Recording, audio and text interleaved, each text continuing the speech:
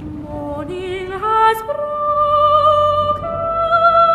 like the first morning. Blackbird hath spoken like the first bird. Praise for the singing, praise for the morning, praise for them spring, fresh from the wall. Waking up in the Maldives is kind of unreal. This is the top prize in all the game shows and is where all the rich-ass people go on vacation. But the fact is, you don't have to be a millionaire to make it here. This is how we did it. First, you take a plane to Sri Lanka. You enjoy all the sights and activities, you have fun with animals, and you drink beer. You drink lots of beer. Why? The Maldives is a very strict Islamic state, and outside the fanciest resorts, alcohol is virtually impossible to get your hands on. No, they won't fire at you. This was more of an illustration of your plans drinking cocktails on the beach, going up in smoke. And forget about bringing your own. Your luggage will be checked at the airport, and in a worst case scenario, you might get some serious problems. If you're a raging alcoholic, there is a workaround. But it's kind of a crappy option. Once you're done with the boozing and the sightseeing, catch a plane from Colombo to Malé, the capital of the Maldives. The trip will take an hour and set you back $100, tops. First off, let's be honest. Landing in the Maldives is nothing short of spectacular, and the airport is a treat in itself, with the turquoise water tempting you just outside and private speedboats waiting to take wealthy tourists to their paradise islands. As a budget traveler though, you're more likely to take the ferry to the main island to catch some kind of public boat transportation. And Malé is not just ugly, it's loud, uninspiring, and packed way over its limits with people, cars and motorbikes. Head to the jetties on the northeastern side of Malé, find a boat for your island of choice and get the hell out of there as soon as possible. Taking the local ferries will cost you about a nickel and a dime, and the public speedboat sets you back about $30 or more. Make sure to get there at least half an hour before departure, as there may be some confusion over exactly where your boat is leaving from.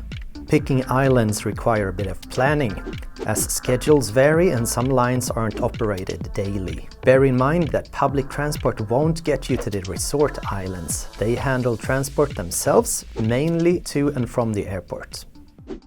The Maldives consists of a shitload of atolls and islands, pretty far from each other, and traveling takes time. We chose 2 islands out of their proximity to Malé and the good communications between them: Gulhi and Maafushi. We also chose to spoil ourselves a bit, spending a few days at the luxury resort on the island of Thulhagiri, meaning we had to get back to the airport to get picked up. Let's start with Gulhi.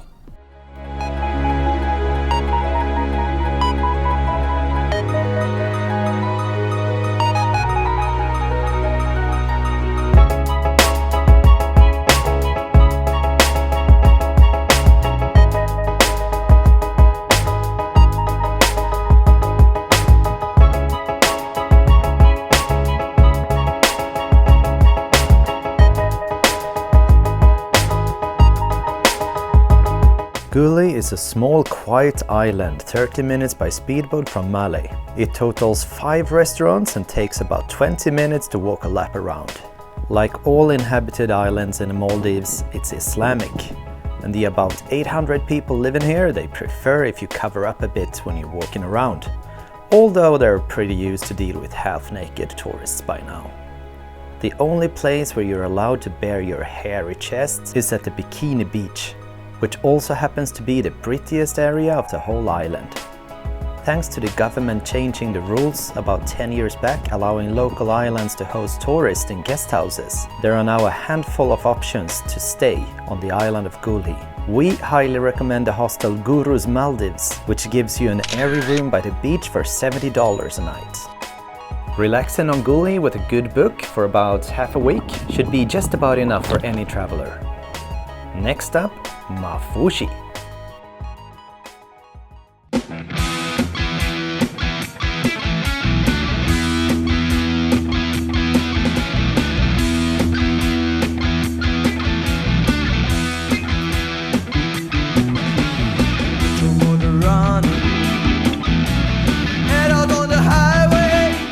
Maafushi is the most developed and fastest growing of all the islands apart from Malé, and offers the perfect compromise for tourists who want a wide range of restaurants and activities and still want to experience a couple of really nice beaches. If you want to meet up with other backpackers on your island hopping, this is definitely where you'll find them. One thing that might get to you traveling the Maldives is the almost numbing silence and lack of music. If you're starting to get that island fever, Maafushi might be your remedy. Although the noise from the heavy constructions of new hotels might grow a bit distracting after a while. Maafushi is also a great place to find reasonably priced tickets for excursions and diving trips to some truly amazing spots in the area. Food at the local restaurants is reasonably cheap, with a normal touristic meal totaling about $10 with a soft drink, and some local dishes being drastically cheaper. Make sure to visit at least one of the many gorgeous sandbanks scattered in the ocean. If you don't, you will regret it. Also, don't visit that bar boat anchored just outside Maafushi. If you go, you probably will regret that too.